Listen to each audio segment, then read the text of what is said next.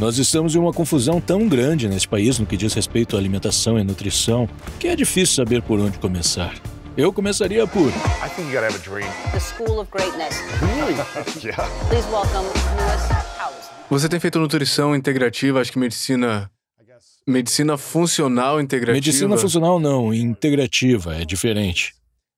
Tipo pílulas, né? Sim, funcional então. é muito bioquímica e outras coisas. A medicina É o integrativa quadro é completo. todo o resto, conexão Mente, corpo e espiritual, Entendi. E você tudo isso. começou nos anos 70, certo? Sim, bem, eu estudei botânica na graduação. Uau. E me interessei muito por etnobotânica e plantas nativas. Viajei muito pela América do Sul, observando as plantas medicinais, plantas psicoativas. Depois fui para a faculdade de medicina. Fiquei muito desiludido com o que tinha Na aprendido. faculdade de medicina. Sim, quero dizer, não aprendi nada sobre saúde ou cura e os métodos que me ensinaram, eu vi que causavam muito mal. Então, quando eu terminei meu treinamento clínico, era 1969, decidi que não queria mais aprender sobre isso. Eu queria aprender como manter as pessoas bem e não sabia como fazer isso. Então, encontrei maneiras de viajar pelo mundo, observar as práticas de cura em outras culturas. Aos poucos, montei meu próprio sistema, que chamei de medicina natural e preventiva, depois passei a chamar de medicina integrativa. Então, meu carro quebrou em Tucson, Arizona, e acabei morando nesse desfiladeiro remoto e comecei a escrever sobre o que tinha visto. Em Tucson? Fora de Tucson, sim. Peraí, seu carro quebrou e você ficou lá? Eu fiquei, demorou 6 Sério? semanas para ser consertado. Era um Land Rover inglês que eu havia dirigido para a América do Sul sem incidentes, mas quando voltei para cá não consegui fazer as peças funcionarem. Então, enfim, era fevereiro de um ano quente, úmido, o deserto estava em plena floração e eu nunca saí. Aí a Universidade do Arizona descobriu que eu estava lá e me pediram para começar a dar palestras para estudantes de medicina. Primeiro sobre maconha, porque eu tinha feito os primeiros experimentos humanos com maconha em 1968. E depois sobre outras... As pessoas estavam fazendo experimentos com isso antes, Sim, né? mas ninguém sabia. No mundo médico, No mundo não havia médico, ninguém que é. soubesse de nada. Entendi. Então, comecei a dar palestras sobre medicina alternativa. Ninguém sabia o que era isso naquela época. O que significa medicina Bem, alternativa? eram coisas como outros sistemas como medicina chinesa e quiropraxia e osteopatia e neuropatia, tudo isso. As pessoas no mundo da medicina não sabiam nada sobre Sério? isso. Não, eles nem sabiam que isso existia. Além disso, sempre me interessei em como a mente e o corpo interagiam. Estudei hipnose médica na Universidade de Colômbia, o que foi O fascinante. que é hipnose médica? É como usar hipnose usando um estado sugestivo para acessar a cura do corpo e tem um potencial incrível. Assisti a um filme de alguém tendo uma cesariana sem anestesia, exceto hipnose.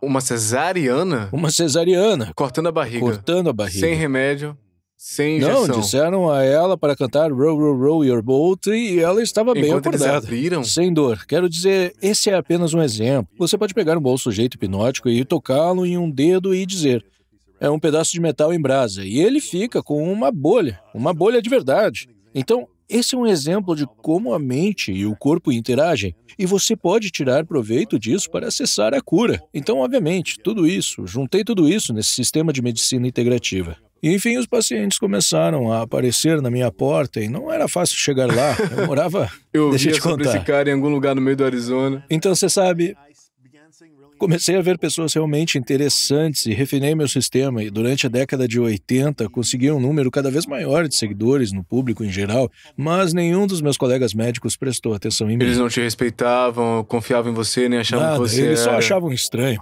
E houve um período no final dos anos 70, houve um movimento médico holístico nesse país. Lembro que no Arizona havia uma sociedade médica holística do sul do Arizona. Eram enfermeiras, psicólogos, assistentes sociais. Nenhum médico participou. Não era assim naqueles dias. Enfim, isso mudou no início dos anos 90. Meu melhor amigo da Escola de Medicina de Harvard, que era cardiologista, foi nomeado chefe de medicina da Faculdade de Medicina da Universidade do Arizona. E ele veio com um novo reitor. Ambos vieram da Universidade de Massachusetts. E quando eles chegaram aqui, Eu jantei com ele e ele disse, bem, agora você tem amigos em posições importantes, o que você quer fazer? Eu disse, bem, eu quero mudar toda a medicina. Então ele disse, como você quer fazer isso? Eu disse, eu gostaria de iniciar uma residência em uma área que gostaria de chamar de medicina integrativa. Ele disse, vamos falar com o reitor. Então o reitor disse, você não pode começar uma residência em um campo que não existe. Ele disse, por que você não dá um passo para trás e pensa em criar uma sociedade? Que é o que as pessoas fazem depois da residência para se especializar. E ele disse, então você não seria acusado de adulterar mentes informes. Enfim, ele me deu a permissão, sem dinheiro, mas me deram Na verdade, era praticamente um armário de vassouras e um trailer no estacionamento atrás da Faculdade de Medicina. Eu tinha um assistente e isso foi por volta de 1990. Eu montei um laboratório de ideias. Nós nos encontramos no Canyon Ranch, em Tucson, elaboramos um currículo básico e depois anunciamos as pessoas que viriam. Tínhamos 4 médicos que correram um grande risco para vir para Tucson por 2 anos e fazer essa sociedade nessa área que não existia. Isso abrangia todas as coisas que os médicos deveriam aprender, mas não aprendem, como nutrição, interação mente-corpo, trabalho de respiração, força e fraqueza de trabalho e respiração. Tudo isso. Começamos a treinar 4 pessoas por ano. A principal crítica que recebi foi: como é possível que você mude alguma coisa treinando 4 pessoas por ano? Mas, ao longo dos anos, formando cerca de 35 pessoas lá. Alguns deles agora estão em posições bem poderosas na medicina acadêmica. Mas, mais importante, conseguimos refinar o currículo e traduzi-lo para um formato de ensino à distância. Agora, formamos mais de 2.000 médicos com esse treinamento intensivo e também temos um currículo mais curto que está em 80 ou 90 programas de residências em todo o mundo. Estamos realmente influenciando as pessoas agora e treinamos pessoas em todas as especialidades de todas as idades. Então, o objetivo é um dia, se você for um dermatologista, psiquiatra ou gastroenterologista, essa pessoa terá aprendido os fundamentos da nutrição e da medicina mente e corpo e saberá para que serve a medicina chinesa e todo o resto que eles deveriam saber. Parece que tem havido um movimento, principalmente nos últimos 5 anos, que eu tenho visto muitos médicos chamando a atenção para atuação funcional. Surge então a medicina funcional, estão deixando as atuações porque estão percebendo que não está funcionando apenas. Simplesmente não está funcionando, eles estão realmente infelizes. Quando eu estava na faculdade de medicina, a medicina parecia uma profissão muito desejável. Uma das coisas que prometia era a autonomia. Você poderia ser seu próprio patrão. Bem, tudo isso foi jogado pela janela. Você tem que trabalhar para alguém hoje em dia. Você tem que trabalhar para uma corporação que lhe diga o que fazer e isso... Sim, você não tem mais autonomia. Toda a satisfação de uma relação médico-paciente desapareceu. Você tem 8 minutos para atender um paciente. É improvável que consiga formar esse tipo de relacionamento terapêutico. Sim, e como você disse, muito disso não está funcionando. Eu poderia falar muito sobre isso, mas nosso chamado sistema de saúde é uma bagunça total. Gastamos mais per capita do que qualquer outro país do mundo em saúde, de longe. Se você olhar para um gráfico de barras dos gastos per capita em saúde das nações da OTAN, nossos gastos são enormes. Ao mesmo tempo, temos piores resultados de saúde do que qualquer país desenvolvido. A Organização Mundial da Saúde nos classifica em 38º lugar, a par da Sérvia. E é em todas as áreas que você olhar. Mortalidade infantil, longevidade, taxas de doenças crônicas. Algo está errado com esse quadro. E o problema é que temos mais epidemias de doenças relacionadas ao estilo de vida para as quais a medicina convencional não funciona. Como você diz, e estamos tentando lidar com isso da mesma maneira, principalmente dando medicamentos. Uma pílula, né? Em sua experiência, já faz 50 anos que você trabalha com isso? Sim. 50 anos mais ou menos, né? Qual tem sido o padrão que explica a raiz da maior parte da dor que as pessoas têm? Devo dizer é estilo de vida, é comida, relações, falta de sono. Em minha experiência clínica, na maioria das vezes, descubro que a causa raiz dos problemas não estão no corpo físico, mas no mental, emocional ou espiritual. O apego à raiva, qualquer ressentimento, coisa. Medo. Quero dizer, muitas vezes é algo inconsciente, mas a menos que você trabalhe nessa área, se você apenas lidar com o corpo físico, não resolve. É superficial, né? Realmente é... Quero dizer, e se você só observar a dor? Você conhece o trabalho de John Sarno? Não. Ele faleceu há alguns anos. Ele era um especialista em medicina de reabilitação em Nova York e um curador. Ele tem um livro chamado Healing Back Pain, curando dor nas costas, em tradução livre, e outro chamado Mind Over Back Pain, mente vencendo a dor nas costas, tradução livre. Ele ensinou que quase todas as dores nas costas são origem psicológica. E isso não quer dizer que não seja real, mas o problema é que são espasmos de pequenos músculos que cortam o suprimento de sangue. Torna-se um ciclo vicioso em que a contração do músculo corta ainda mais o suprimento de sangue, mas a origem desse problema está no compartimento mental. Ele costumava exigir que as pessoas que o procuravam fossem a 2 palestras noturnas que ele dava em uma semana. Muitas pessoas que fizeram isso, sua dor desapareceu para sempre. E o que foi isso, essa coisa que eles perceberam Foi sobre só como deixar ouvir pra essa lá? mensagem desse cara dizendo que não era nas costas deles. Enfim, isso vai junto com o fato de que você pode olhar para os raios-x e varreduras das costas das pessoas e elas parecem tão terríveis que você não consegue nem acreditar que a pessoa possa se mover e não apresenta sintomas. Você pode olhar para os outros raios-x e parecem fantásticos, e as pessoas são aleijadas pela dor. Portanto, não há correlação entre as descobertas objetivas e as experiências subjetivas. Enfim, esta é apenas a minha observação. Mas esta é, eu acho, uma das grandes limitações da medicina convencional, é que ela se concentra apenas no corpo físico e ignora toda essa outra área. Eu entrevistei, não sei se você conhece a doutora Alissa Hakim. Eu entrevistei anos atrás, talvez 6, 7 anos, onde ela tinha uma prática mais tradicional e eu acho que ela mesma estava tomando 7 remédios por dia, ela estava infeliz, estava doente. E então ela começou a curar o relacionamento dela, começou a curar outras coisas na sua vida e percebeu que ela não precisava de tantos remédios, então começou a fazer uma espécie de terapia de fala em um momento em que ela dizia aos seus pacientes, bem, você não vai se curar com o seu parceiro também, ou seu marido, o que quer que seja. E a dor começou a passar para essas pessoas também. Ela percebeu que outros médicos fizeram isso. Eles perceberam tudo bem, só prescrever remédios não é a E solução. não é só dor. Escrevi muito desses casos em meu livro.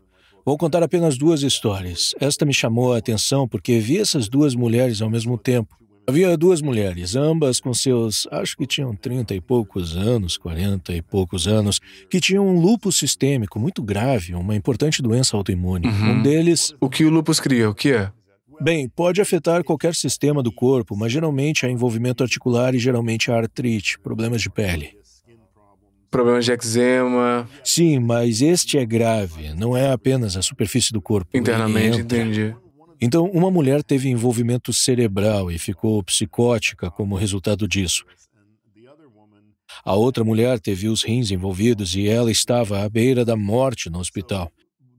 Então, a primeira mulher, aquela com o cérebro envolvido, teve uma conversão religiosa para algum tipo de cristianismo fundamentalista no hospital. E a outra mulher se apaixonou e posteriormente se casou. E em ambos, a doença desapareceu.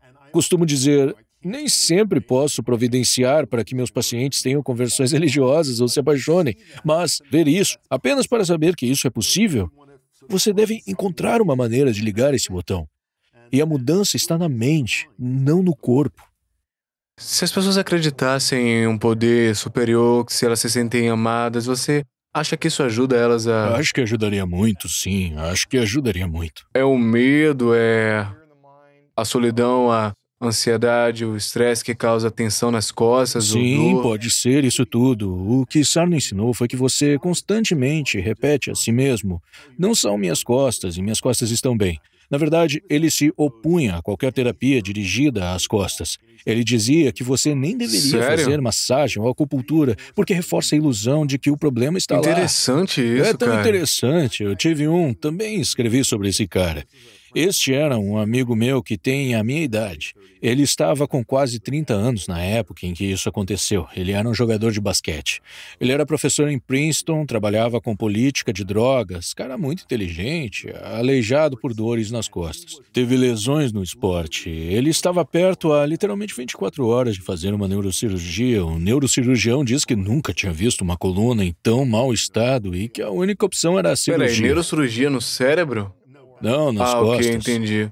Os nervos Sim, da... os nervos a coluna espinhais estavam sendo vertebral, comprimidos. entendi. Eu disse a ele para ler o livro de Sarno, ele disse, isso é besteira. E ele estava em Nova York, daí eu disse, por que você não vai vê-lo? E ele disse que isso não fazia sentido para ele, que era completamente bobo. Ele tinha visto esses neurocirurgiões e estava de volta. Enfim, ele foi. Ouviu, Sar não viu, disse a ele para vir à palestra da noite. Ele estava rindo durante a palestra, que isso era tão bobo, e ele foi para casa e estava jantando, e, de repente, no meio do jantar, percebeu que sua dor nas costas havia sumido. Incrível, esse tipo de coisa toda. É mais da consciência, tendo a consciência de que a dor não está nas costas, nesse tipo de exemplo, ou é a informação de que a gente tem que continuar a transformar a nossa A parte mente? complicada é que a parte da mente que faz isso é a mente inconsciente. E você não pode acessar isso diretamente. Então, não sei. E como a tem gente que pode se acessar enganar essa de mente alguma inconsciente? forma. Bem, quero dizer, há coisas que você pode fazer para torná-lo mais provável. Você pode meditar, você pode fazer afirmações, você pode fazer hipnose, você pode ver alguém que é um curador, mas acho que todas essas são maneiras de contornar de alguma forma qualquer lacuna entre onde você pensa e a parte do cérebro que se conecta ao corpo. E qual foi o maior desafio que você enfrentou no seu corpo? A maior dor que você precisou superar? E qual prática você usou para isso? Eu tive, posso dar muitos exemplos, mas um foi, isso deve ser cerca de 12 anos atrás. Eu tive uma dor no menisco, no joelho direito. Não tenho certeza se foi não consigo relacionar com nenhuma lesão específica, mas tenho estado muito ativo e terei episódios lá em que piorava. Eu vim para a Califórnia em uma viagem de negócios e, de repente, no espaço de algumas horas, a dor ficou tão forte que eu não conseguia nem andar. Na verdade, tive que entrar com uma cadeira de rodas para voltar para Tucson. Acalmou um pouco. Fui ver um ortopedista, um raio-x dos meus joelhos. Ele disse que não havia mais cartilagem, começou a falar sobre a substituição do joelho. E eu tinha um amigo, colega em Nova York, que era um ótimo trabalhador corporal que eu tinha visto e tinha sido ótimo. E eu fui vê-lo e ele disse, isso tudo é uma questão de equilíbrio, peso e suporte de peso. E ele fez algum trabalho em mim. Desapareceu. Sério? Desapareceu. Você podia andar normal? Sim, e nunca Talvez mais deu tivesse problema. inclinado de um lado, os Quem quadris. sabe, alguma coisa, mas se eu tivesse... Então aquele médico dizendo que você não tem cartilagem, tem que fazer uma cirurgia, caso contrário você não vai andar mais. E talvez isso seja verdade. Talvez eu não tenha cartilagem, mas você pode viver com isso e não sentir dor. Você parece bem forte, né? Sim, Tá nada bem em mal. forma, cara. Nada mal. Ao que você atribui parecer tão jovem fisicamente? Mais uma vez, acho que é muito mental, como sair com pessoas que fazem você se sentir vivo. Quero dizer, sou razoavelmente ativo, eu nado todos os dias, tenho 2 cachorros grandes que me levam para passear, mas acho que é assim. Não sei, acho que é questão de disposição e fazer coisas que me engajam e que me empolgam e tudo mais. Já fez alguma cirurgia? Não, tirei minhas amígdalas quando era bem Uau. pequeno. Não, nada mais. Então essa foi a última instância com o joelho. Houve outra ou... Eu posso te falar de tantas coisas assim. Quero dizer, algumas dessas eu coloquei em meus livros, histórias como essa. Gosto de contar isso às pessoas porque, em minha experiência, a maioria das pessoas não tem muita confiança na capacidade do corpo de se curar. Acho que é aqui que toda boa medicina começa, pois o corpo tem um nível potencial de cura. Acho mais fácil falar sobre isso com as crianças do que com os médicos. Quando uma criança fica doente, você diz, veja o que acontece, observe como seu corpo cura isso. E você pode plantar a semente da ideia de que o corpo tem um sistema de cura. Ele pode se reparar sozinho. A maioria dos médicos acha que isso é maluquice da nova era. Sério? Mas não é. Quer dizer, é tipo, o corpo tem uma capacidade inacreditável de se adaptar, se reparar, se regenerar. Sinto que um dos meus trabalhos como médico integrativo é incutir esse tipo de confiança nas pessoas para fazer com que você não precise correr para um médico toda vez que algo dá errado. Quando algo dá errado, qual deve ser o primeiro pensamento que a gente tem que ter? Bem, você realmente quer ter uma noção de quando as coisas estão além da sua capacidade de lidar. E quando é Quando isso? você realmente precisa de ajuda externa. Se você tiver um sintoma que nunca teve antes, se tiver um sintoma que já teve antes, mas é mais grave do que qualquer outro que já teve, talvez valha a pena verificar para ver do que se trata. Mas, como eu disse, acho que as pessoas simplesmente não têm esse tipo de confiança. Lembro-me de uma vez que entrevistei para a nossa sociedade uma médica de medicina familiar. Ela era alemã nativa. Ela veio para este país quando era adolescente, eu acho. Ela disse que, crescendo na Alemanha, nem ela, nem seus irmãos, nem nenhum de seus amigos jamais foram ao médico. Ela disse: você não vai ao médico na Alemanha, a menos que haja algo realmente errado com você. Seus pais tinham todo um repertório de remédios caseiros que funcionavam. Quero dizer, isso é muito diferente do que você vê na nossa parte do mundo. E antes da gente continuar com a entrevista, se você sente que você não tá vivendo a sua vida mais autêntica, não tá concentrado no seu propósito e não tá vivendo a vida que o seu eu do futuro vai ficar muito orgulhoso, eu escrevi um livro chamado The Greatness Mindset, e eu acho que você vai amar. Com histórias poderosas, estratégias apoiadas em ciência e orientação passo a passo, The Greatness Mindset vai te ajudar a superar todos os desafios na sua vida para projetar a vida dos seus sonhos e torná-la gradualmente realidade. Não deixe de clicar no link abaixo da descrição para ter uma cópia hoje mesmo, ok? Vamos voltar pro vídeo. Eu cresci numa religião chamada ciência cristã, então... Com certeza. Ótimo. Eu cresci... Você pode pensar que é um modo lelé da cuca mas... Eu nunca fui ao médico, eu nunca tomei remédio, nunca tomei vacina nem nada. Eu tinha que ter papéis de permissão com tipo, olha, não posso tomar vacina na escola e coisas assim, não é? E parece que o mundo tá mudando hoje em dia, mesmo com a aceitação religiosa para uma questão da vacinação, né? Eu fui treinado desde cedo que a mente pode curar o corpo e não o inverso.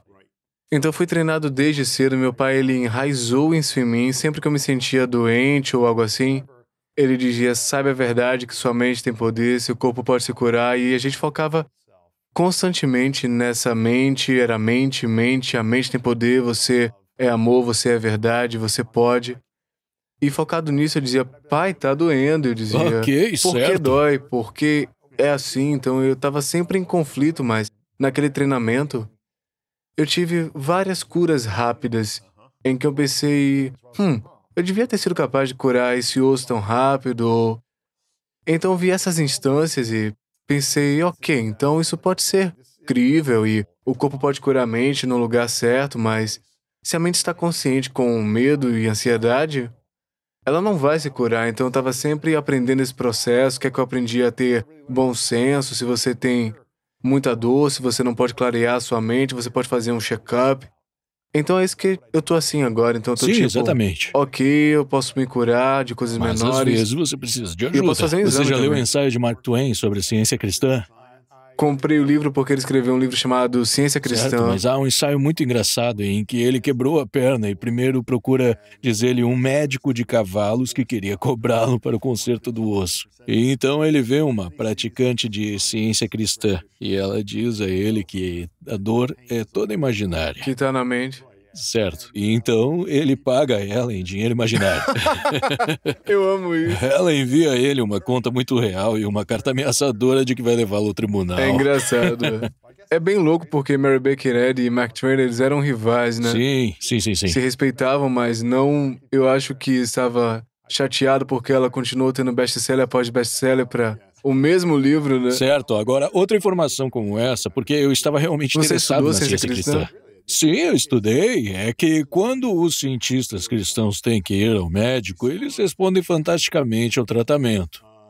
E os médicos que conheço que lidaram com o tratamento baseado na ciência cristã amam trabalhar com eles. Ok, porque eu acho que a crença deles é tão focada que é negativa. Aquele remédio convencional, mas é uma crença muito forte. E não importa se é um sinal de mais ou menos. Uma vez que você recorre ao remédio, exatamente, né? Você acredita que vai dar certo, então pode dar, né?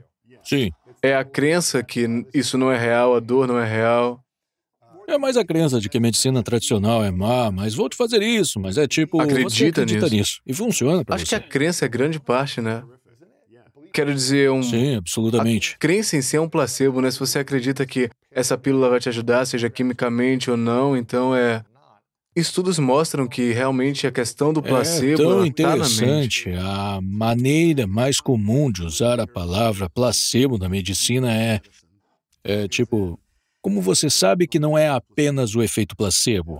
E a palavra mais interessante que existe é apenas. Ou temos que descartar o efeito placebo. Isso é o que você deveria estar tentando trazer. É isso que você quer. Isso é pura cura interior, mediada pela mente. Acreditar, esteja tomando ou não, né? Acreditar dentro. acreditar por você. Portanto, nunca dou pílulas de açúcar aos pacientes. Eu dou a eles coisas em que acredito, mas prefiro dar às pessoas coisas diluídas, menos potentes, como botânicos em vez de farmacêuticos, se eu puder. Mas sabe, a arte da medicina é como você apresenta tratamento às pessoas, de maneiras que ativam as crenças delas. How would you approach this? Say I'm having extreme stomach pain right now, and it just keeps coming for days, and I don't know how to get rid of the stomach pain. Bem, primeiro eu vou perguntar o que você está comendo, o que está fazendo. A propósito, essa é boa porque uma das piores categorias de medicamento que existem são os inibidores da bomba de prótons. As drogas bloqueadoras de ácido, Nexium, pílula roxa, essas são Ruim pro drogas intestino, realmente né? ruins. Ruim, depois que começar a tomá-los é muito difícil parar de Porque tomá-los. alivia a dor temporariamente ou... Ele suprime. Quando você suprime algo com a produção de ácido no estômago, o que o corpo vai tentar fazer? Vai tentar produzir mais ácido. Então, quando você tenta reduzir a dose ou parar, E aí você há fica um com mais dor. derramamento de ácido. Você fica com mais dor. Enfim, você nem deveria tomá-los em primeiro lugar. Mas esse é um ótimo exemplo. Mas eu não sei te dizer quantas pessoas eu vi que são prescritas essas coisas sem nunca ter feito um histórico alimentar. Ninguém perguntou o que eles estão comendo. Quanto café você está bebendo? Você está bebendo álcool? Você fuma? Qual é o seu nível de estresse?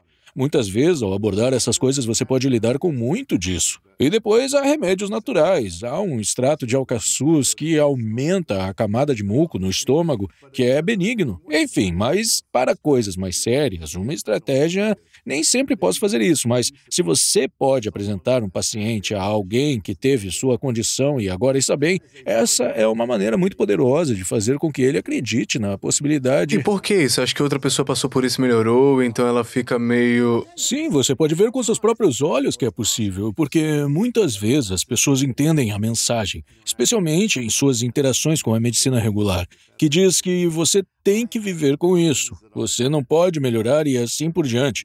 Uma das coisas que escrevi em nossos Institutos Nacionais de Saúde é engraçado. Se você olhar a lista dos institutos que o compõem, onde fica o Instituto de Saúde e Cura? Não há um. Esses são os Institutos Nacionais de Doenças e Partes do Corpo. É o Instituto Nacional do Câncer, o Rim Nacional e blá blá blá. Não há nada sobre saúde. Então, o que eu faria, se fosse rei, criaria um Instituto Nacional de Saúde e Cura. E uma de suas missões seria compilar um registro nacional de remissão. Portanto, se você for diagnosticado com algo sério, colite ulcerativa, seja o que for, você pode entrar em contato com essa agência e eles o colocarão em contato com as pessoas que tiveram essa doença em sua área e que agora estão bem. Não é verdade que apenas conectar-se a um grupo de pessoas ou pessoas que passaram por algo semelhante dá mais alívio, dá mais conexão, mais propósito também? Sim, se os resultados forem bons. Um dos problemas que vejo com pacientes com câncer, alguém recém-diagnosticado com câncer e depois é informado que precisa iniciar quimioterapia, então eles vão até o consultório do oncologista e estão sentados na sala de espera e o que você vê? Pessoas que não estão bem. Não te encoraja. Portanto, é muito importante poder transmitir essas mensagens, que é possível melhorar, que você pode ficar bem. E isso é algo que muitas vezes encontro em meu trabalho com os pacientes. Transmitir constantemente essa mensagem. Às vezes digo às pessoas, sei que você pode melhorar. Não sei exatamente como você pode melhorar. Vou lhe dar sugestões de coisas para tentar e você me conta o que funciona e o que não funciona. Mas eu sei que você pode melhorar. Eu ouvi antes que cada corpo ou cada tipo de ser humano deve ser tratado de maneira diferente. Você pode tentar coisas diferentes, mas pode precisar de algo diferente que já funcionou Exatamente, sim. para outras pessoas e abordar a sua vida e todas as estratégias de vida. O que você diria se pudesse escolher até a idade que você quer viver? Que idade você gostaria de viver? Até que não seja mais divertido. E o que seria isso? Não sei, talvez meados dos anos 80, 90, não sei. Não Sério? sei se quero viver muito mais do que isso. Sério? Sério. Uau! Sim, quero dizer, quando olho ao meu redor, vejo alguns indivíduos excepcionais. Eu tenho um amigo... Você parece super afiado e... Sim, mas não dá para saber. Nós não sabemos. Em algum momento você vê as pessoas quando os corpos começam a quebrar e não é mais divertido. E outro problema é que quando as pessoas vivem muito, todos seus contemporâneos se vão. Você perde todos os seus amigos, Você né? perde todos os seus amigos. E outra, escrevi um livro sobre envelhecimento saudável e citei uma mulher que estava nela. Ela tinha 102 anos, algo assim. E ela disse isso: veja como o mundo está agora, veja como está indo e veja como vai ser. Não sei se quero ver. Uau. Portanto, não é tão simples quanto querer viver um certo número de anos. Se você quer viver relativamente sem dor, você quer se divertir e se conectar com as coisas, e você não quer viver quando o mundo ficar cada vez mais terrível, o que poderia Para acontecer? pessoas que vivem mais de 100 anos, digamos, para cada pessoa que aspira a viver mais que 100 anos, que tem uma mente saudável e afiada, pode ter memória, pode ver tudo, pode se mover funcionalmente, o que você diria serem as 3 ou 5 Ok, chaves para então, isso? alguns anos atrás, a MacArthur Foundation fez um estudo sobre o que eles chamam de envelhecimento bem-sucedido. E eles entrevistaram um número razoavelmente grande de pessoas identificadas como sendo bem-sucedidas para ver o que elas tinham em comum. Os 2 fatores que mais se destacaram foram a manutenção da atividade física ao longo da vida, e isso não significa correr maratonas ou treinar com treinadores, é apenas ser fisicamente ativo. E o segundo era manter a conectividade social e intelectual. E esses 2 fatores superaram a nutrição, independentemente de as pessoas estarem tomando suplementos. Agora, quando eu estava pesquisando para esse livro, eu fiz várias viagens para Okinawa, que na época era a década de 80, 90. Sim, foi Era uma esse. zona azul Okinawa lá? tinha a maior concentração de centenários do mundo. Então eu fui lá. É um lugar fabuloso. É um paraíso tropical do Pacífico, ar puro, água limpa. Não é o Japão. É uma cultura muito diferente, genética diferente, cultura diferente. Fica em meio caminho entre o Sudeste Asiático e o Japão. Algumas pessoas parecem mais Okinawanos, cambojanas do né? que japonesas. Okinawa é uma cadeia de ilhas no extremo sul do Japão e não fazia parte do Entendi. Japão até há relativamente pouco tempo. Enfim, é a primeira coisa que percebi quando fui lá, é tudo tão diferente. Você não pode dizer que qualquer coisa é responsável por isso, é ar puro, água limpa. As pessoas são... A dieta é incrível, uma das dietas mais variadas e interessantes que já vi. Diferente da dieta japonesa, eles comem mais carne de porco do que os japoneses, e a carne de porco é cozida por muito tempo para remover a gordura. Eles bebem chá de jasmim, não chá verde. Eles comem uma enorme variedade de vegetais terrestres e marinhos, frutos do mar, muito ativos fisicamente. Eles não treinam com treinadores, mas carregam redes de pesca e jardinagem e coisas assim. É muito difícil separar o que pode ser responsável por isso, mas a única coisa que realmente me impressionou indo da América para lá foi o valor diferente atribuído ao envelhecimento lá.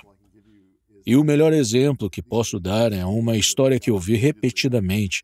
Na sociedade tradicional de Okinawa, uma das principais causas de brigas entre irmãos era sobre quem iria cuidar dos pais idosos. Para com isso. Isso é um pouco Ah. diferente do que vemos aqui. Brigam sobre Sobre quem vai não vou chegar... cuidar dos vovôs, não vou cuidar dos nossos Exatamente, sim. pais, não vou cuidar deles, você não. Pera aí, as pessoas aqui são tipo... É como afaste-os, sim. E por que isso? Bem, acho que não gostamos de olhar para velhos. O velho nos faz pensar em nossa própria mortalidade e queremos que ele fique fora de vista. Enfim, os velhos que viu lá, os mais velhos, são considerados tesouros vivos. E comunidades inteiras se esforçam para incluí-los em todas as atividades comunitárias. E eles têm um brilho, eles eram... São idolatrados Sim, quase, né? exatamente, e parecem velhos. Quer dizer, eles não usam botox, são enrugados e alguns deles são curvados, mas eles têm um brilho que não vejo Uma entre sabedoria, muitos. confiança. Sim, eles são valorizados. Uau. Então, para mim, isso foi muito marcante, tão diferente do que vejo aqui. Agora também, devo dizer-lhe, então, nos anos em que estive lá, a longevidade de Okinawa despencou, especialmente entre os homens. E isso foi atribuído inteiramente à popularidade do fast food americano, particularmente do McDonald's, que se tornou muito popular por lá. E você se pergunta, eu vi que havia um artigo no New York Times sobre isso, e eles citaram um homem de meia idade de Okinawa que disse que a primeira vez que provou um hambúrguer do McDonald's, pensou que tinha morrido e ido para o céu. Eles têm a comida mais maravilhosa disponível. Isso realmente faz você pensar que as pessoas que criaram esse tipo de coisa realmente fizeram muita pesquisa para descobrir o que atrai algumas conexões básicas do cérebro. Em alguma combinação de sal, crocância, O gordura... açúcar e tudo é tipo girando na minha mente. Eu quero mais e cada vez mais. Mas, enfim, você me perguntou os fatores. Acho que ser fisicamente ativo ao longo da vida. Provavelmente acho que dieta tem um grande papel, mas é muito difícil fazer recomendações que se apliquem a todos. Mas acho que tenho certeza de que você realmente deve tentar evitar alimentos refinados, processados e manufaturados. E como alimentos mais próximo possível da maneira como a natureza os produz. Acho que a conexão social e intelectual é muito importante e realmente vi isso em Okinawa. O que você mais teme na sua idade?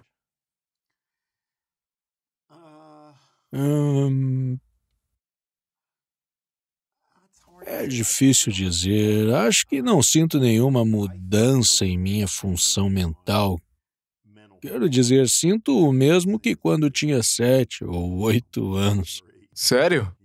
Sim, meu corpo é obviamente diferente. Tenho mais dores e não tenho o nível de energia que tinha. E sabe, não quero que minhas queixas corporais dominem minha consciência. Acho que é disso que eu teria medo. É. Existem coisas que você pode fazer para prevenir isso? Bem, acho que estou fazendo isso. Faço o que posso, mas mesmo assim, o tempo passa. Farei 79 em um mês e está chegando Eu lá. tava conversando com... caramba. É um médico de Harvard sobre anti-envelhecimento e eu tô tentando lembrar o nome dele. E ele disse... É horrível o que a gente vê com os idosos hoje em dia na América, onde eles adoecem e a gente prolonga a vida dele por 10, 20 anos de sofrimento. Considerando que a chave seria eles vivem por muito tempo, mas ficam doentes e depois Há um morrem na termo próxima técnico semana. para isso. E o Chama-se que é isso? compressão da morbidade, onde morbidade tem o significado médico de doença. Portanto, a ideia é que você deseja espremer o tempo de declínio inevitável da incapacidade no final da vida em um período mais curto possível.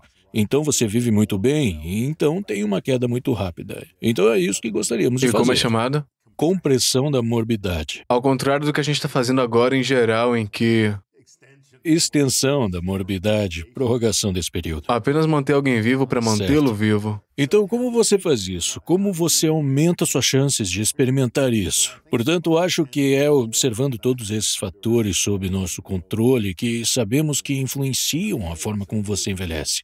Então, é dieta, é atividade física, é descansar e dormir bem, é administrar o estresse, que eu acho muito importante.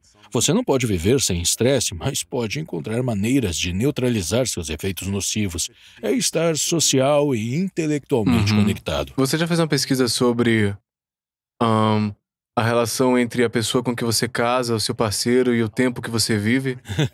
Sim, O quão importante é ter um certo nível de paz no casamento, ou não sei quais absolutamente. fatores que ajudarão a prolongar a qualidade de vida e a saúde da expectativa de vida também.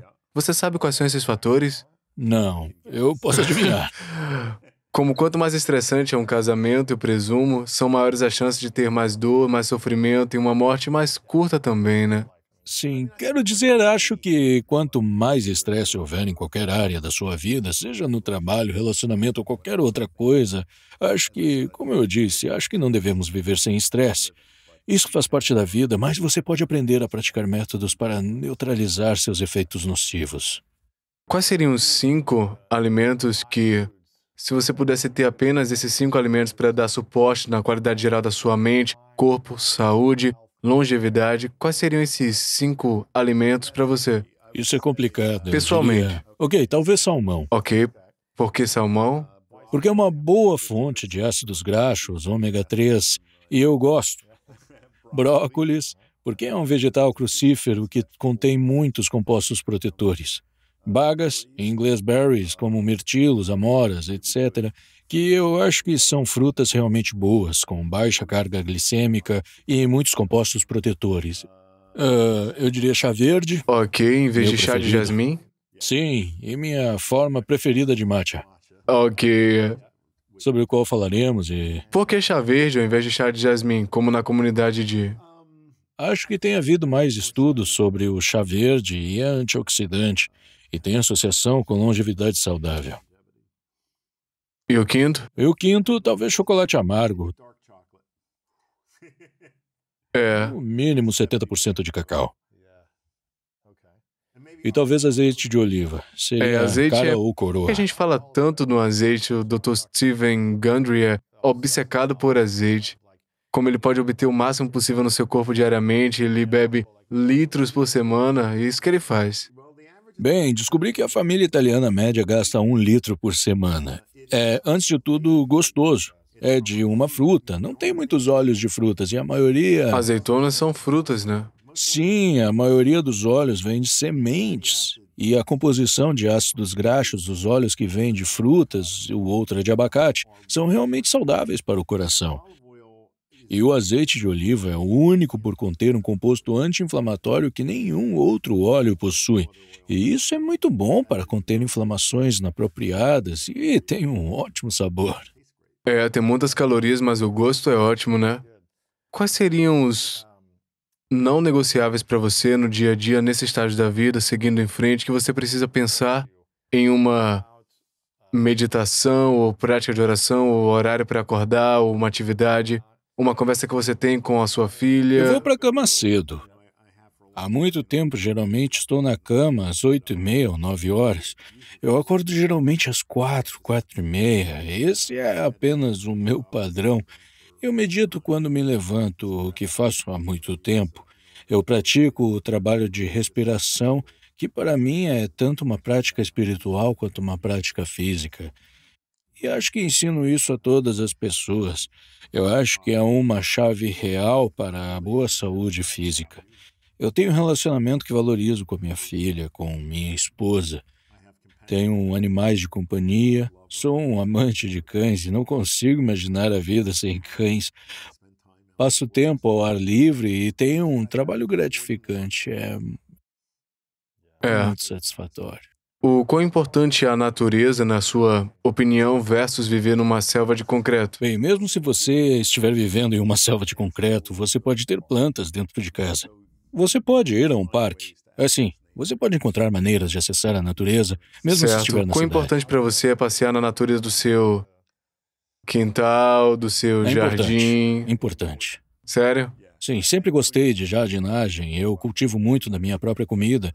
Tenho muito prazer nisso. Minha casa está cheia de plantas e eu moro no deserto, em Tucson, mas tenho uma casa de veraneio em uma ilha na Colômbia Britânica, que é exatamente o oposto. É tudo verde. Exuberante. Água, sim, então eu recebo o melhor desses mundos. Isso é empolgante. O que é que te traz mais paz? Qual local? É o deserto? Ambos, exceto o deserto, não em julho e agosto. Pois é. E British Columbia não em janeiro, fevereiro. Então você vai e Sim. volta. Por quanto tempo você foi casado? Bem, esse é o meu segundo casamento e estou casado há 2 anos. Ok. Então, quando você passa por momentos desafiadores nas relações, não precisa entrar em detalhes, mas quando você passa por momentos desafiadores, seja familiar, parceria, amigos também, como isso impacta na sua saúde, de... Enormemente. Sim, enormemente. É o conflito em si ou o conflito não resolvido? Essa é uma pergunta difícil. Eu acho que é o conflito não resolvido que é mais prejudicial. Mas sou muito sensível a isso, e isso afeta muito meu sono, minha digestão. Sério? Sim. Quando você percebe que começa a resolver esse conflito na sua vida, o que é que acontece na saúde? Você percebe isso fisicamente, no seu estômago, digestão? Sim. E sono principalmente, sim. E qual a importância do sono para a longevidade? Muito importante.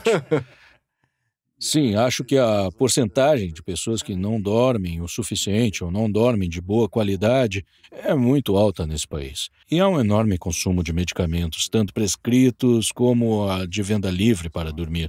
E são todos horríveis.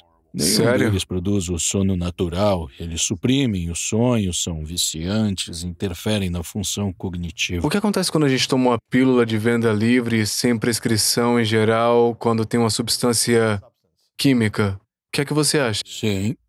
Não importa o que seja, pode ser o estômago ou Bem, uma dor. nossos corpos são muito bons em lidar com todo tipo de coisa. E podemos lidar com coisas assim. Mas uma das Sem coisas... prescrição. Bem, não importa. Alguns dos mais fortes são vendidos sem receita.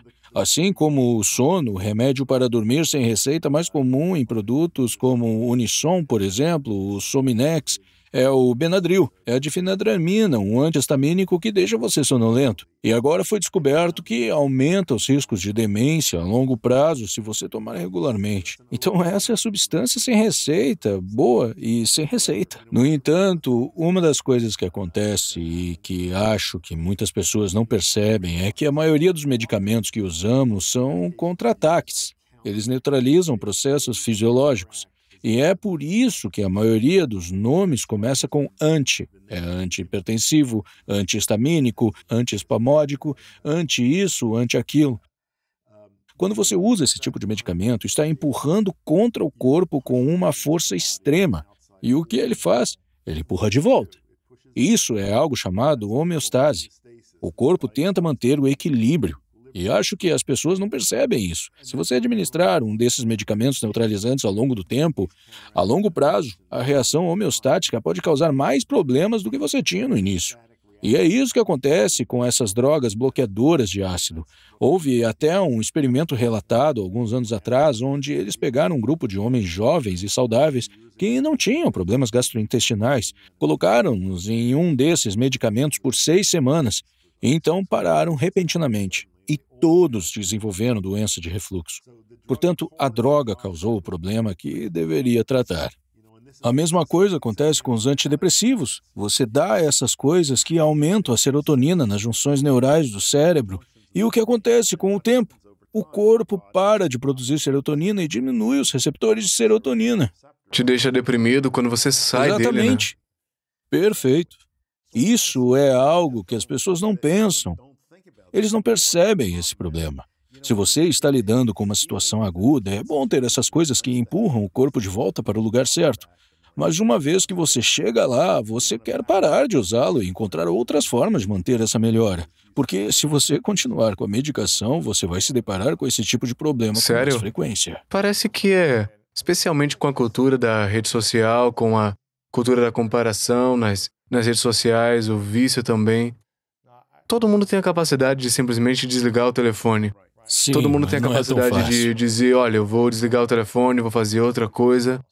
Mas com toda essa cultura de gratificação instantânea e insuficiente, se comparando com todas essas pessoas mais bonitas, seja lá o que for, eu preciso cumprir, eu não estou fazendo o que é certo. O que você diria para a geração mais jovem, que tem todas essas coisas chegando na mente delas e sente que elas não são o suficiente? O que você diria se elas estão numa depressão extrema, se sentindo mal-humoradas?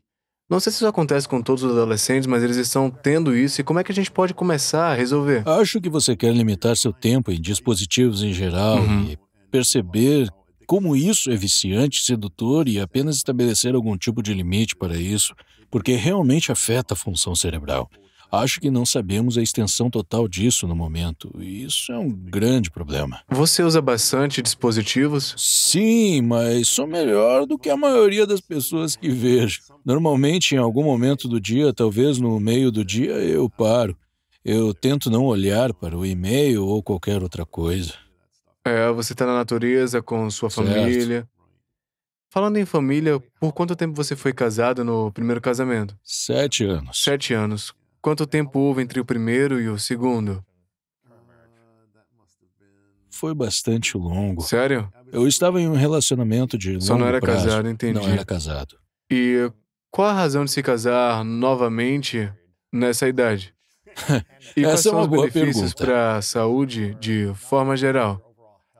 Uma das vantagens é que sou casado com uma canadense, então posso ir para o Canadá. Pode ter uma segunda casa, Posso né? ir na minha segunda casa, certo? Ela também é muito mais jovem do que eu, ela tem 43.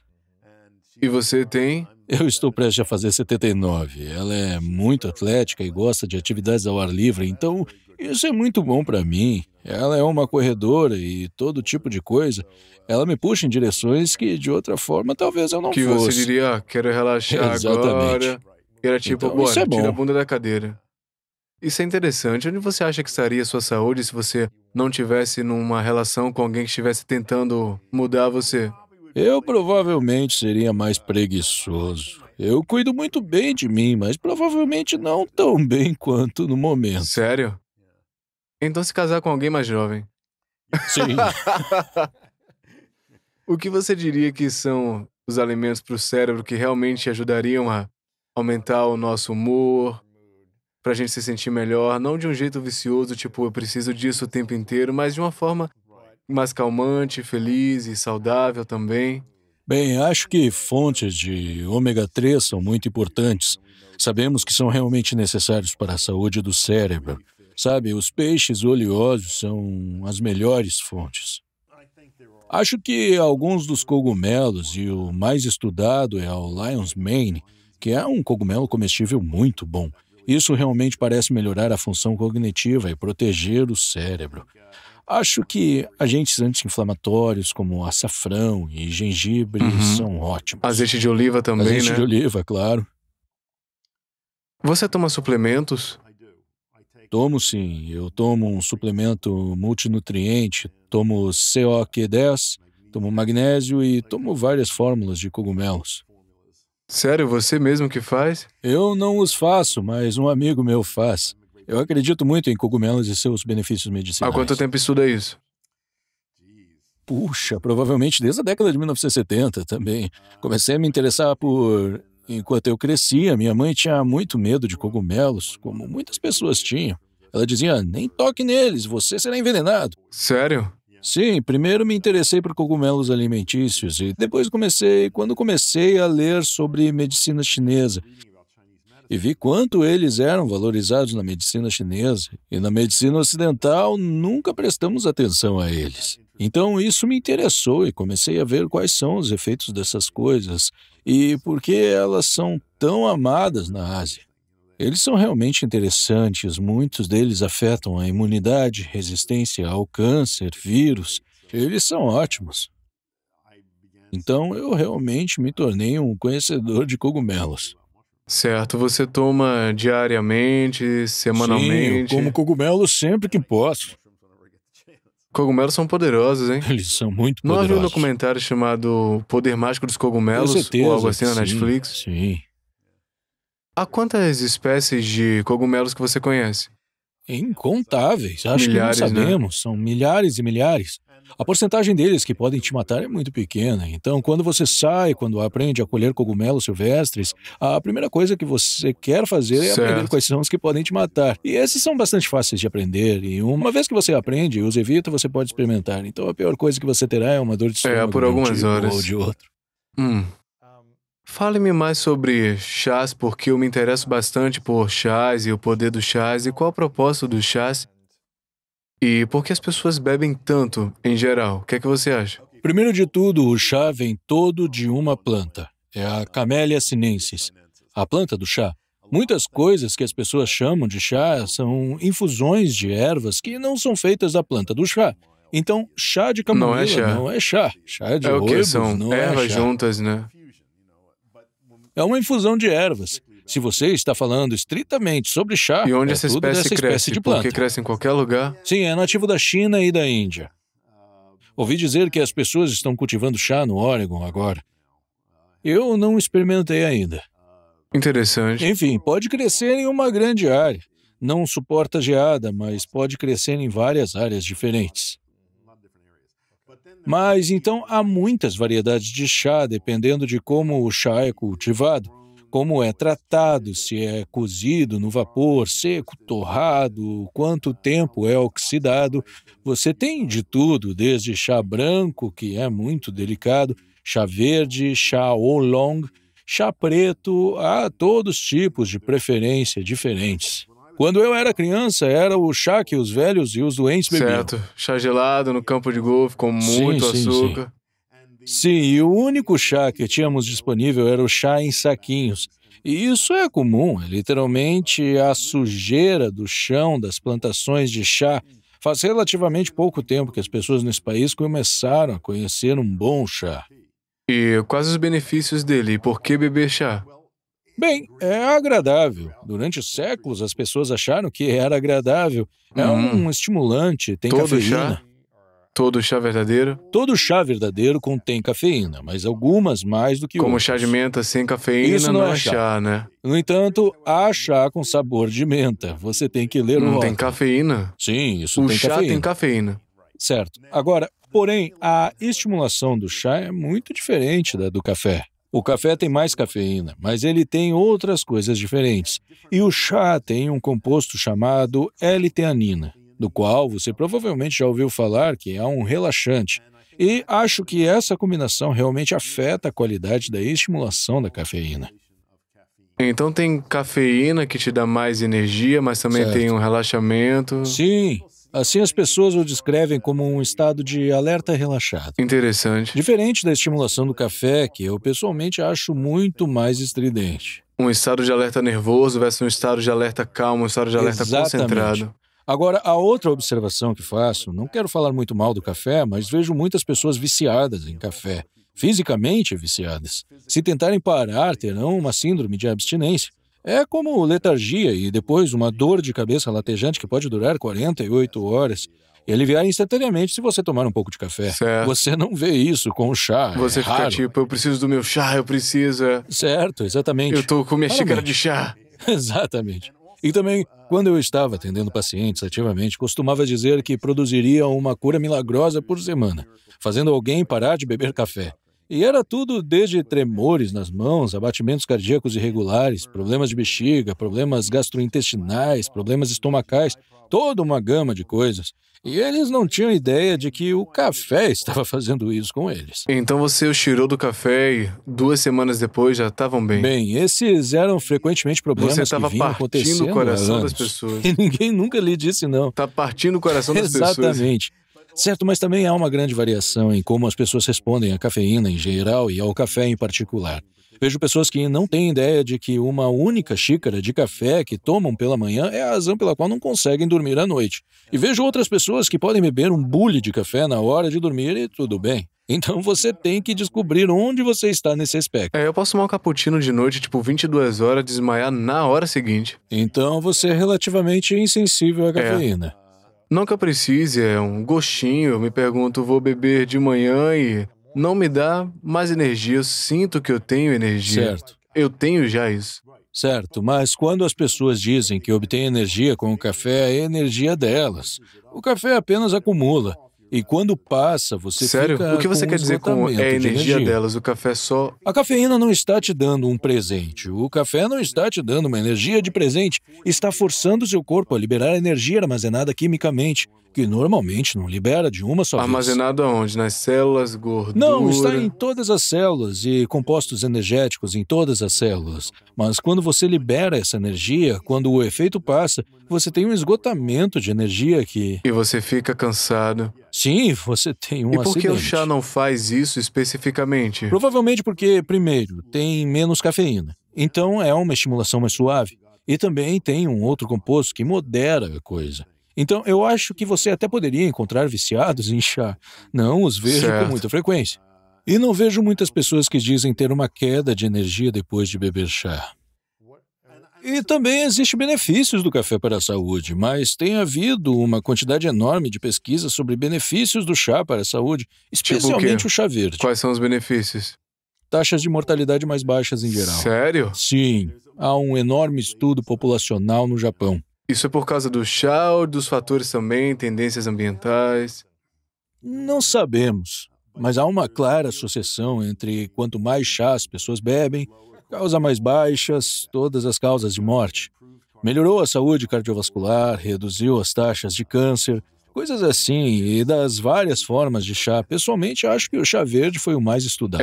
Tá aí. Quando eu tomo chá verde pela manhã, sem comer, eu fico um pouco chateado, como se eu tivesse vomitado antes. Eu ouvi isso das pessoas. Eu posso ficar um pouco enjoado às Eu ouço vezes isso das também. pessoas, então você quer ter comida no Entendi. estômago, certo? Essa é uma Mas solução por bastante que simples. você acha isso? Eu não Com sei. café eu fico bem. Interessante, eu não Posso sei tomar por quê. café pela manhã e não comer o dia Eu não inteiro. sei por quê. Talvez haja um composto no chá que esteja estimulando, Possivelmente. né? Interessante. Então, minha forma preferida é o chá verde matcha. Mas E é matcha o não chá te em deixa pó. doente, né? Eu Que gosto bom, disso. fico feliz por ouvir isso. Você tem que experimentar o nosso matcha, que é o melhor. Você tem o melhor domínio no mundo do chá matcha, né? Sim, foi um belo E como gol. você começou a se interessar por matcha? Quando eu tinha 17 anos, eu estava em um programa de intercâmbio estudantil. Isso foi em O 1959. Rotary. Não, na verdade era uma escola experimental chamada International School of America. Sua vida toda sou tipo muito louca, eu adoro isso. Isso foi ótimo. Viajei pelo mundo por 9 meses e convivi com famílias nativas em diferentes culturas. Pode mudar o idioma, Isso mudou né? minha vida. Uma história rápida aqui, antes de você contar. Meu pai e eu, a gente teve 7 intercambistas morando conosco quando eu era criança, porque a gente não tinha Certo. grana pra viajar. Mas seu pai trouxe até você. Trouxe pra gente, a gente tinha gente do mundo todo ensinando cultura, comida e Não tudo há que havia. substituto para incrível. isso. Não há substituto. Uhum. Conhecer outras culturas, enfim. Eu morava com famílias japonesas fora de Tóquio e Kobe. E a família japonesa fora de Tóquio deveria haver um aluno estudando inglês, mas não havia idioma. Ninguém falava inglês. Ninguém falava inglês. Então, na segunda noite que eu estive lá, a mãe, por meio de gestos, deu a entender que queria me levar na vizinha, que era praticante de Isso é cerimônia legal. do chá. Isso foi legal. Então, nós 3 nos sentamos e essa mulher de kimono fez matcha. Então, em primeiro lugar, a cor do matcha me surpreendeu. É este pó verde brilhante, eu nunca tinha visto verde assim. E então o batedor que eles bateram em uma tigela até formar espuma é uma maravilha do artesanato japonês, esculpido em uma única peça de bambu. E aquele batedor, adorei, eu queria um daqueles. Então, na década de 1970, comecei a ir para o Japão com bastante regularidade, por coisas diferentes. E sempre que eu ia, trazia matcha de volta e atraía as pessoas. Ninguém nunca tinha ouvido falar de matcha e eu fazia para as pessoas. E por volta dos anos 80, talvez 90, comecei a importar matcha de uma empresa do Japão que eu conheci e vendia no meu site, drwell.com. Muito à frente de seu tempo, não havia Antes da consciência do Starbucks matcha. fazer sucesso, Sim, né? mas depois de ver o matcha de repente se tornar popular aqui, fiquei surpreso, mas também desapontado que tanto do matcha aqui era terrível. O que, tipo, infusão de açúcar? Mas também o próprio matcha, porque é um pó tão fino, tem uma enorme área de superfície que oxida muito rapidamente, então, se não for bem guardado, perde aquela cor verde, fica meio verde amarelado ou verde acinzentado, fica amargo. E para muitas pessoas, esse é o único matcha que eles experimentaram, coisas assim. Então, eu realmente queria mostrar para as pessoas o que é um bom matcha. Quais são os benefícios do matcha em geral? Bem, a única forma de chá em que se consome toda a folha e tem um teor mais alto de antioxidantes e compostos de sabor e L-teanina do que outras formas de chá. Então cresceu de uma forma incomum. São plantas de chá especiais e cerca de 3 semanas antes da colheita cobrem as plantas com pano de sombra. É um pano de sombra de 90%, então é bem escuro. E em resposta a isso, as folhas ficam maiores. Pra tentar pegar sol, né? Ficam maiores e mais finas. Elas produzem mais clorofila para tentar produzir mais energia e produzem mais antioxidantes e mais compostos de sabor. Então as folhas são colhidas, cozidas no vapor, secas, envelhecidas e depois moídas entre pedras. Antes era feito à mão, agora é mecanicamente, mas são essas pedras de granito ranhuradas para esse pó super fino. Então é uma forma especial de chá com maior teor de todas as coisas boas. Eu acho que eu vou ter que ir a Tucson pra pedir pra você fazer um pra mim. Eu adoraria fazer um pra fazer mim. isso. Eu simplesmente iria até o Japão pra encontrar um lugar legal. Ia ser muito bom. Mas enquanto isso, você pode comprar no nosso site, Matcha.com. matcha.com. Então, vocês ensinam a fazer também? Há vídeos vende instrutivos, nós vendemos tudo. tigelas. Está tudo lá. Isso é empolgante, cara. Isso é engraçado. Então tem sido Então, divertido por que levar as pessoas matcha para em vez isso. de jasmim verde é um... Acho que é um uma gosto preferência pessoal, né? pessoal, o que você quiser. Em primeiro lugar, simplesmente gosto da aparência do matcha. Gosto do sabor, gosto do ritual de bater. Ou pode fazer do jeito que você O quiser. jeito Starbucks, você coloca leite de amêndoa, mas como é que você faz? É com água? Sim, gosto só com água, sem adoçante. É assim que eu gosto. Eu também gosto de matcha gelado. Eu uso um batedor elétrico com água em temperatura ambiente, coloco cubos de gelo nele. E quando está calor, gosto muito disso. Uau! Gosto de beber coisas verdes. Você tá tomando chá todo dia ou várias vezes por dia? Eu diria um Pra por você. dia. Sim, geralmente um por dia, no início do dia. Ocasionalmente tomarei outro, mas geralmente não preciso de Você mais tem de um. algum ritual noturno? Meu ritual noturno? A propósito, Eu o que é como isso? É cedo. 5 às 7? 4 a 5, Sua eu janta, diria. né? Sim, eu gosto de cozinhar. E mesmo quando estou sozinho, costumo cozinhar para mim. Coisas simples, mas gosto de coisas simples e deliciosas. Eu gosto de cozinhar para outras pessoas e depois do jantar, com frequência, eu gosto de ler, assistir a filmes, dependendo do clima, é claro. Se estiver fora e estiver claro, até às 22 horas estou ao ar livre. Certo. Então você tá vivendo o sonho, você fez muita coisa legal. Qual é a coisa que você mais se orgulha de você ter criado?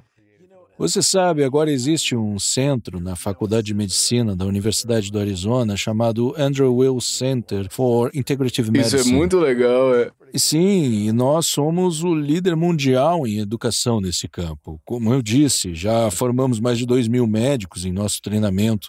Nós treinamos estudantes de medicina. Temos nosso currículo em 80 programas de residência.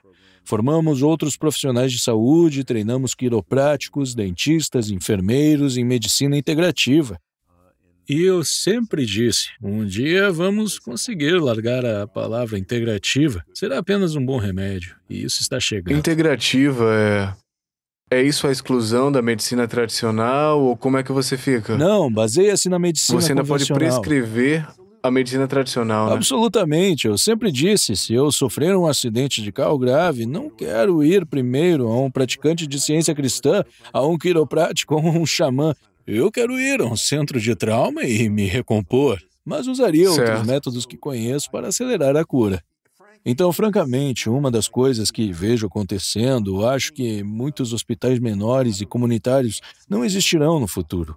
Acho que ninguém vai poder pagar por isso e, pelo que chamamos de medicina convencional, medicina alopática, pode se tornar uma especialidade para lidar com traumas, doenças críticas. E haverá uma grande instalação nas cidades que possui todo o equipamento e novos tipos de instituições surgirão, que considero centros de cura. Esse é um futuro possível.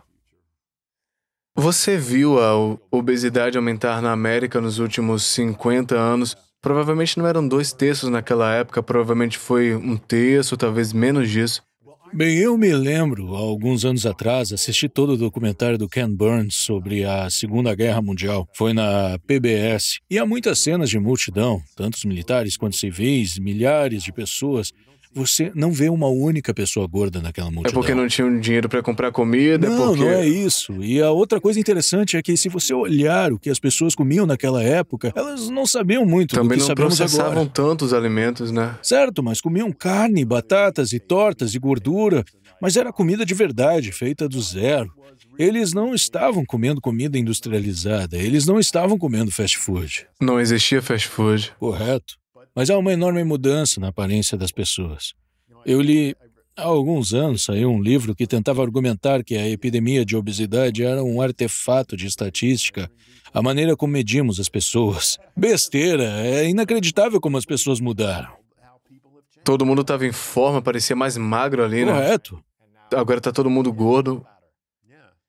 Onde você acha que nos próximos 50 anos a gente vai estar em termos de país em obesidade? Há alguns anos atrás, li que os militares estão realmente tendo problemas para encontrar pessoas que se qualifiquem para o serviço militar por causa da obesidade.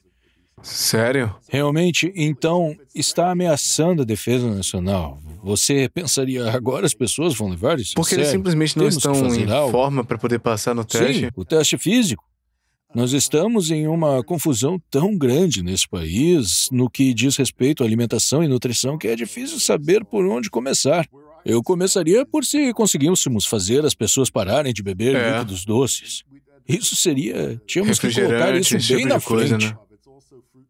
E não é só refrigerante, também é suco de fruta, são bebidas energéticas, é colocar açúcar no café e no chá, todos os matchas do Starbucks. Isso seria um ponto de partida, simplesmente não beber líquidos doces. E o álcool? Eu não... Claro, acho que o segredo do álcool é a moderação. Há discussões constantes sobre se é benéfico ou prejudicial. Acho que a moderação é a chave. Não acho que seja um fator tão importante quanto o açúcar. O açúcar, né?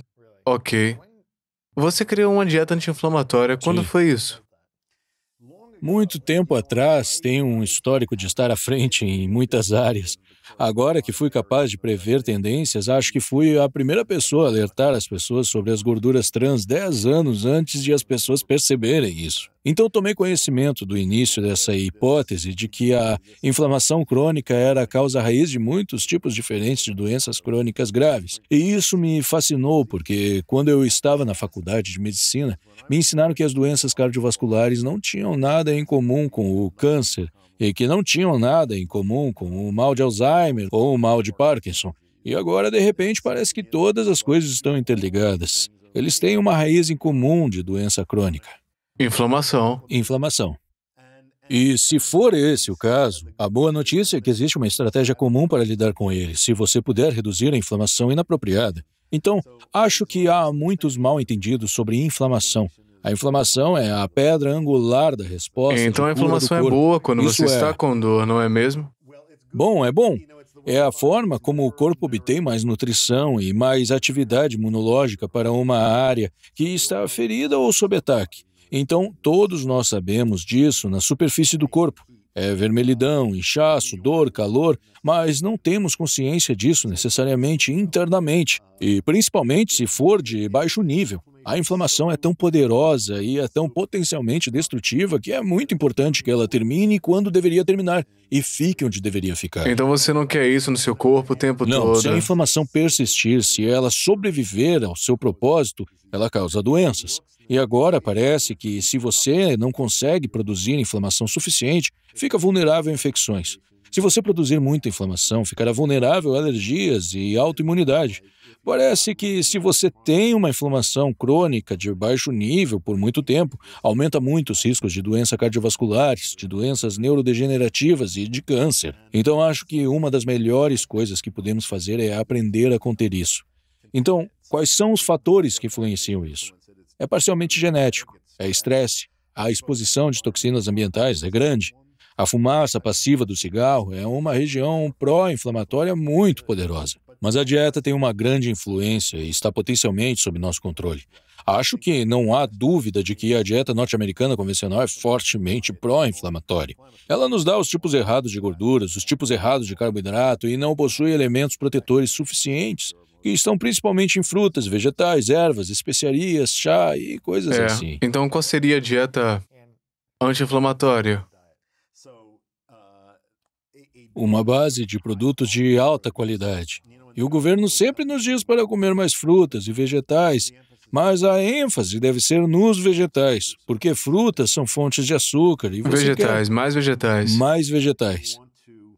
Quer evitar gorduras pró-inflamatórias, que são coisas como gorduras hidrogenadas, margarina, gordura vegetal e óleos vegetais poliinsaturados. Então, queira comer azeite de oliva, deve ser sua gordura principal. Ok, o óleo de abacate também, sim. né? Entendi. Sementes de nozes, bom. São bons, é. Sim, em termos de carboidrato, não é que os carboidratos sejam ruins. É que você quer reduzir o consumo dos de digestão rápida, aqueles que se tornam rapidamente em açúcar no sangue. tudo feito com farinha, e isso são todos os salgadinhos, todos os... Massa também, né? Sim, e adoçantes em geral. Quero dizer, isso não significa que você viva completamente sem açúcar, mas você realmente quer manter isso no mínimo. Isso é tudo farinha ou apenas É tudo farinha. Eu acho que um dos... farinha de amêndoa? Bem, isso é Ok. uma noz, então é melhor. Mas com grãos, acho que há um grande mal-entendido. Se eu pedir às pessoas para nomear um alimento integral, a resposta usual que recebo é farinha de trigo integral ou pão de trigo integral. O pão integral não é um alimento integral. Onde está o grão? E o FDA não entende isso. Eles permitem que coloquem rótulos dizendo este alimento integral e bom para você. A maioria dos pães integrais é pão branco colorido. Quando você tem um grão, o amido fica bem mais compactado, muito denso e é envolvido, mais ou menos, por um farelo fibroso. Leva tempo para as enzimas digestivas chegarem lá e converter o amido em açúcar. Quando você moe um grão em farinha, esteja o farelo presente ou não, esteja o germe presente ou não, você converte o amido em um material com uma área de superfície infinita. É muito fácil para as enzimas digestivas transformar isso em açúcar. Então as pessoas não entendem isso. É que há uma grande diferença entre grão inteiro que você pode ver ou um grão quebrado em alguns pedaços grandes e a farinha. Você pode comer grãos integrais, tipo grão inteiro? Nós fazemos, quero dizer, nós Entendi. comemos grãos quebrados. Ou você cozinha cevada, trigo, Eu nunca sarraceno, comi ou antes, arroz mas... selvagem. Ok, Isso são se é grãos. algo que a gente devia estar Sim. fazendo, Tudo poderia bem, mas fazer, não né? moê-lo e transformá-lo em farinha. Sério? Sim, ou você usa um pouco disso porque é um aumento de açúcar no sangue rapidamente, e é isso que causa resistência à insulina em muitas pessoas. E a aveia?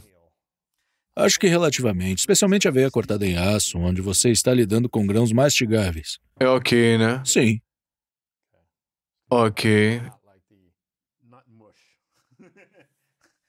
não, mingau, não creme de mingau. Eu comi muito creme de trigo na infância. Eu Faz sei. tão mal. Era açúcar mascavo por cima. Caramba. A triste dieta americana, Apenas a dieta americana padrão é triste. Sim, certo. Sim. Então é isso que consiste a dieta anti-inflamatória. E por quanto tempo você fez isso? Acho que é o jeito que você vive. Ah, você vive assim? Sim, acho que também é bom reduzir os alimentos de origem animal na dieta. Não digo às pessoas que se tornem veganos ou vegetarianos completos, mas é desejável reduzir o consumo de alimentos de origem animal. E também não só pela saúde pessoal, mas pela saúde planetária. Tenho escrito ou pensado muito sobre a pandemia e que corremos um risco tremendo por elas. São chamadas doenças zoonóticas, doenças que saltam dos animais para as pessoas, das quais esta é uma. Se a gente está consumindo, a gente corre mais riscos, né? Mas essas doenças estão se tornando mais frequentes e piores. A AIDS é uma dessas e todas essas coisas, e a Covid certamente. E as razões pelas quais isso está acontecendo mais e por que corremos um risco cada vez maior são as mudanças climáticas. É o desmatamento. É gente demais.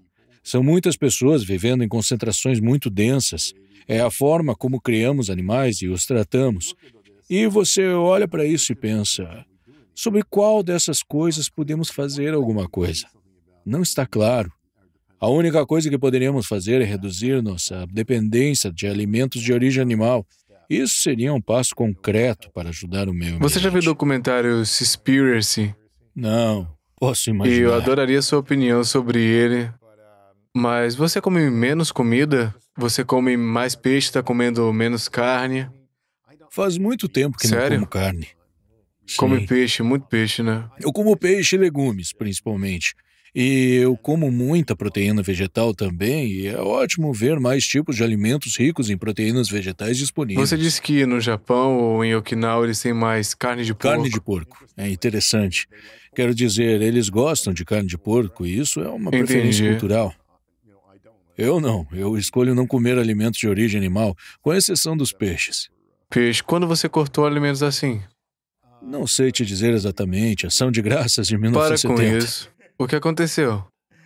Eu era... O peru não estava bem cozido e você ficou tipo, Não, meu é Deus, o que eu tô engraçado. fazendo? Eu fiz isso como um experimento. Eu estava começando a fazer yoga e isso fazia parte da filosofia do yoga.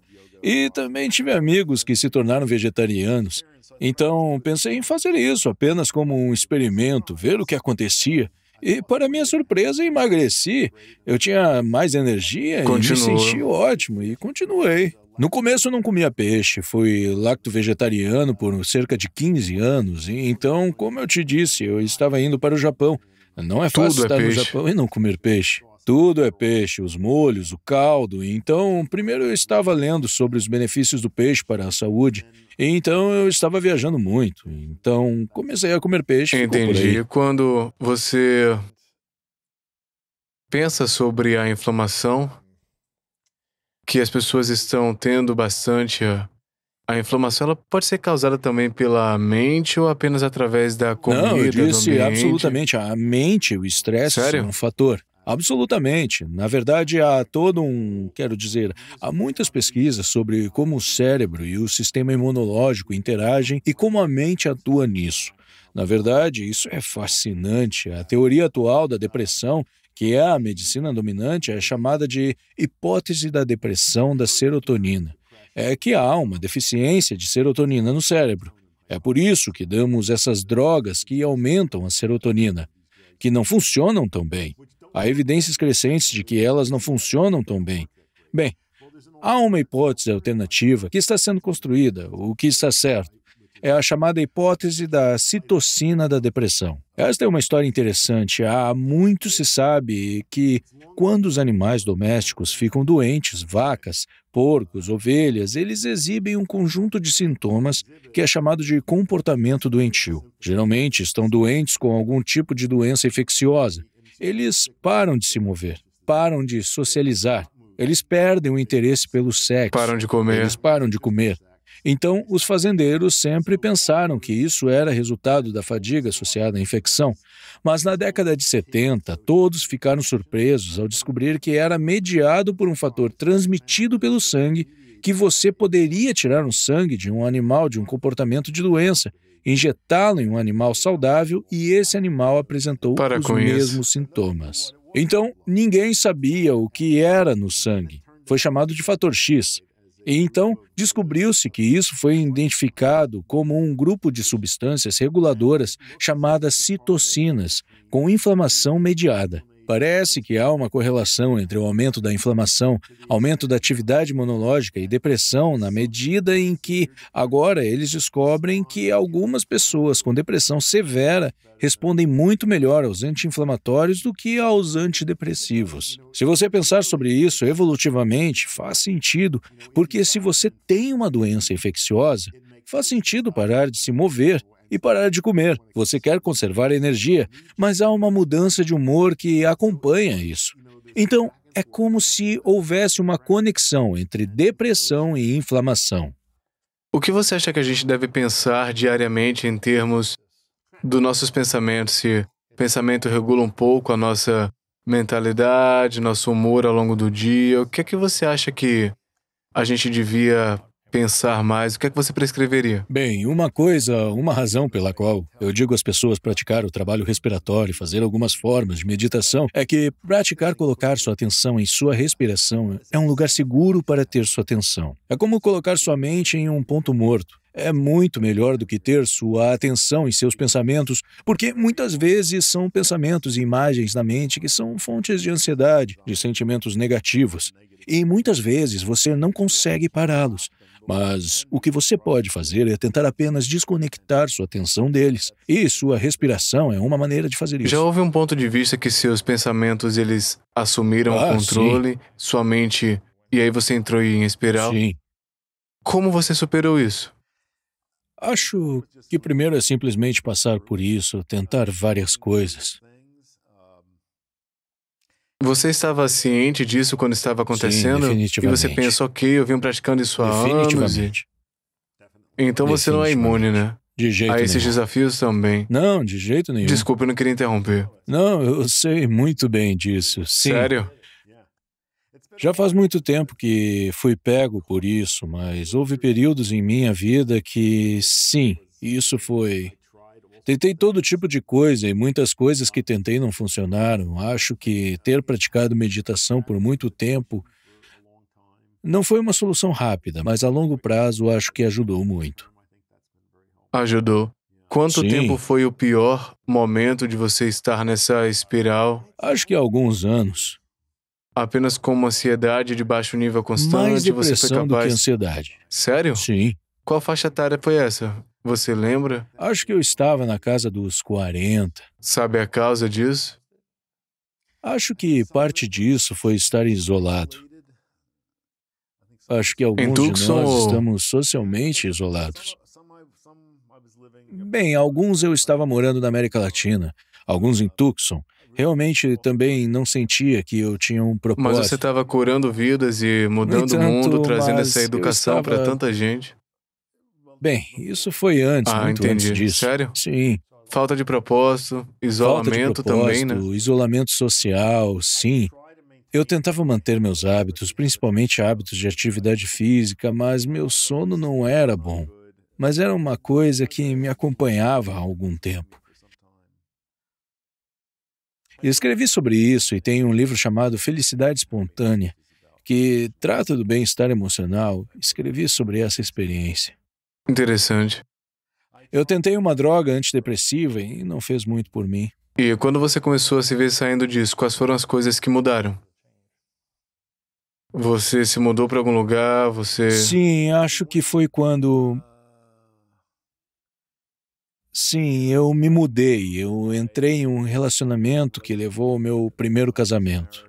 O amor, né? O amor cura as pessoas. O amor cura as pessoas, sim. Escrevi meu primeiro livro, que foi realmente um grande best-seller. Eu só estava em um... Qual foi esse? Chama-se Cura Espontânea. É interessante. Você escreveu enquanto estava deprimido? Ou Sim. estava apenas procurando uma resposta, Não né? sei, não sei, não sei. Então você tinha propósito, você conseguiu. Certo, mas acho que ter experiências como essa, me sinto mais forte como resultado disso. Em primeiro lugar, isso me torna muito mais Tendo a dor, compassivo a com as frustração, o pessoas. sofrimento. Isso é poderoso. Sim, Eu sim. adoro aprender como a mente pode tentar curar as pessoas e... Sim, bem, é o seu É a passado, minha formação, cara. com Você certeza. cresceu nisso. Eu tenho algumas perguntas finais para você, eu vou respeitar o nosso tempo aqui, isso é fascinante. Essa é a pergunta que eu faço a todo mundo aqui no final, chama-se as 3 verdades. Questão hipotética e cenário também, imagine que é seu último dia na Terra daqui a muitos anos e você realiza tudo o que você desejou realizar. Mas seja por qual razão, você tem que levar tudo com você. Seus livros, esse podcast, o que você está escrevendo, o blog, tudo que escreveu, até áudio e vídeo vai contigo. Mas você pode deixar para trás 3 coisas que você sabe que são verdades sobre lições que aprendeu na vida que você gostaria de compartilhar. Eu chamo isso de 3 verdades e o que você diria serem as suas 3 verdades? Acho que está tudo bem. Está tudo bem. Está tudo bem. Eu diria não se preocupe, seja feliz. E apenas confie em si mesmo. Confie em si mesmo, realmente encontre sua própria luz. Sabe as palavras de um homem sábio. Eu quero te agradecer, doutor, pela consistente incansabilidade que você tem em prol de encontrar informações e fornecer informações para que a gente possa encontrar cura dentro da gente. Eu acho que o mundo é um lugar melhor porque você está nele, por você ensinar e fazer coisas que a gente não tinha ideias décadas antes e ser um desbravador nesse espaço. Eu realmente reconheço sua franqueza, sua honestidade. Eu agradeço por você estar aqui, aparecendo hoje e mostrando isso para o meu público também. Sim, obrigado. Eu realmente gostei de te conhecer e conversar com você. Claro, eu quero que as pessoas confiram o seu trabalho e acessem matcha.com se quiserem matcha. Eu vou comprar matcha para mim também. Você está nas redes sociais também. Dr. Well, drwell.com Esse é o também. meu site, que tem uma grande quantidade de informações sobre saúde. Toneladas de ótimos conteúdos, recursos, blogs, artigos que foram muito informativos para mim. Dr. Well em todos os lugares, Sim, Instagram. confira também o site da Universidade do Arizona, que é integrativemedicine.arizona.edu. E, entre outras coisas, há um link para localizar um profissional, para que você possa encontrar um de nossos graduados. Temos graduados em todos os estados e muitos lugares que estão fazendo medicina integrativa. Então, se alguém está lidando com a dor ou doença, qualquer coisa, Qualquer pode ir no coisa. site e encontrar conteúdo médico, né? Uma especialidade que é relevante para E passaram pelo seu programa na treinamento universidade, muito né? intensivo, sim. Quanto tempo dura 2 isso? anos. 2 anos. São médicos com doutorados Médicos que concluíram residência, sim. Então passaram pela escola de medicina tradicional, de 5 4 anos, anos, mais 8. Bem, geralmente mais uma 4, residência de 3 anos, depois uma sociedade e uma especialidade. Então, pelo menos 8 anos. Então, eles vão para o seu programa por 2 anos. Tem 10 anos de treinamento médico funcional e integrativo também, né? E assim, eles estão mais evoluídos, Sim. mais sintonizados Sim, com sim, eles têm diferentes essa formas de filosofia cura. de que o corpo pode se curar e todas essas diferentes modalidades estão disponíveis. E há 3.000 no mundo Certo. todo. Muitos deles estão nos Estados Unidos, mas temos pessoas em muitos países agora e é um movimento real que está sendo construído. Então podem visitar, diz a eles como entrar em contato, com base na localização, né? Tem toneladas de ótimos livros também. Tem alguma coisa que a gente possa fazer por você nesse momento? Ah, não, isso é engraçado. Muitas coisas boas no seu site, mas Matcha.com, tô animado para Sim, checar. nós vamos te entregar algumas coisas Claro. boas. A minha última pergunta para você é: qual é a sua definição pessoal de grandeza? De grandeza? Acho que tudo que ressoa com a verdade. Ok. Aí está. bem. Muito obrigado. Dentro de nós, todas as nossas células engoliram bactérias antigas que produzem energia para nós. E o que é tão divertido é que as bactérias em seu intestino são as irmãs das mitocôndrias